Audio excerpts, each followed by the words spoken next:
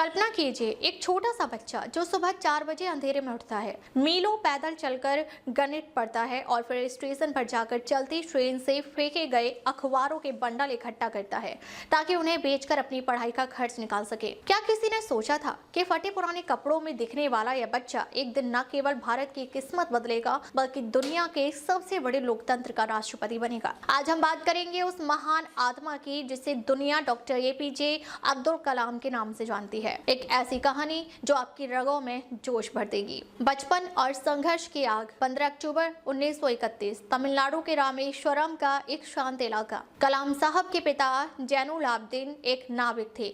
घर में गरीबी इतनी थी कि कई बार खाने के लाले पड़ जाते थे। उनके माँ आशियम्मा अपनी रोटी कलाम को दे देती थी ताकि उनका बेटा भूखा ना रहे। कलाम साहब अक्सर समुद्र के किनारे बैठकर पंछियों को उड़ते हुए देखते थे। वहीं से उनके मन में एक सवाल पैदा हुआ, क्या मैं भी ऐसे उड़ सकता हूँ? यही वो सवाल था जिसने भारत के सबसे बड़े वैज्ञानिक की नींव रखी। जब सपना टूटा, कलाम साहब का जुनून था पायलट बनना। उन्होंने जी तोड़ मेहनत की, परीक्षा दी, लेकिन किस्मत का खेल देखिए, वह इंटरव्यू में 9वें स्थान पर आए जबकि सीटें केवल 8 थी। वह टूट चुके थे, हार मान चुके थे। वह ऋषिकेश के गंगा किनारे जा बैठे। वहां उन्हें स्वामी शिवानंद मिले। स्वामी जी ने उनसे कहा, बेटा इस असफलता को स्वीकार करो, शायद भगवान ने तुम्हारे लिए कुछ और ही बड़ा सोच रखा है। और वही हुआ। भारत ने एक पायलट खोया लेकिन दुनिया को एक महान रॉकेट साइंटिस्ट मिला। इसरो और मिसाइल का जन्म। 1960 के दशक में जब भारत अंतरिक्ष विज्ञान में बच्चा था, तब कलाम साहब ने इसरो की कमान संभाली। 1979 में SLV-3 का पहला प्रयास फेल हो गया। रॉकेट बंगाल की खाड़ी में गिर गया। पूरी दुनिया भारत पर हंस रही थी, लेकिन कलाम साहब ने हार नहीं मानी। ठीक 1 साल बाद 1980 में उन्होंने रोहिणी को सफलतापूर्वक अंतरिक्ष में भेजकर दुनिया का मुंह बंद कर दिया। इसके बाद उन्होंने बनाई अग्नि और पृथ्वी मिसाइलें। पोखरण में जब परमाणु धमाका हुआ तो पूरी दुनिया थर्रा उठी। अमेरिका जैसे देश भी हैरान थे कि बिना किसी को कानों कान खबर हुए भारत ने यह कैसे कर दिखाया। जनता के राष्ट्रपति।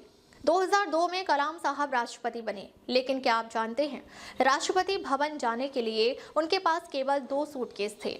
उन्होंने कभी भी राष्ट्रपति पद का घमंड नहीं किया। एक बार उनके रिश्तेदार राष्ट्रपति भवन रुकने आए तो कलाम साहब ने उनके खाने पीने और रहने का पूरा खर्चा अपनी निजी सैलरी से भरा। वह कहते थे कि यह सरकारी पैसा देश के लोगों का है, मेरे रिश्तेदारों का नहीं। वह बच्चों से बहुत प्यार करते थे। उनका मानना था कि भारत का भविष्य लैब में नहीं बल्कि क्लासरूम के बेंचों पर बैठा है। अंतिम क्षण और विदाई। 27 जुलाई 2015 शिलांग का वह हॉल छात्रों से भरा हुआ था। कलाम साहब मंच पर खड़े थे, हाथ में माइक था। वह वही काम कर रहे थे जो उन्हें सबसे प्यारा था, युवाओं को प्रेरित करना। अचानक वे गिरे और फिर कभी नहीं उठे। उनकी मृत्यु की खबर सुनकर पूरा देश रो पड़ा। रामेश्वरम की उन गलियों से लेकर दिल्ली के दरबार तक हर आंख नम थी। वह जाते जाते भी देश को एक काम सौंप गए, सपना देखना मत छोड़ना। निष्कर्ष और सीख। डॉक्टर कलाम आज हमारे बीच शरीर से नहीं है, लेकिन उनकी मिसाइलें हमारे आसमान की रक्षा कर रही हैं और उनकी बातें हमारे हौसलों की। उन्होंने सिखाया कि गरीबी आपकी सफलता के आड़े नहीं आ सकती,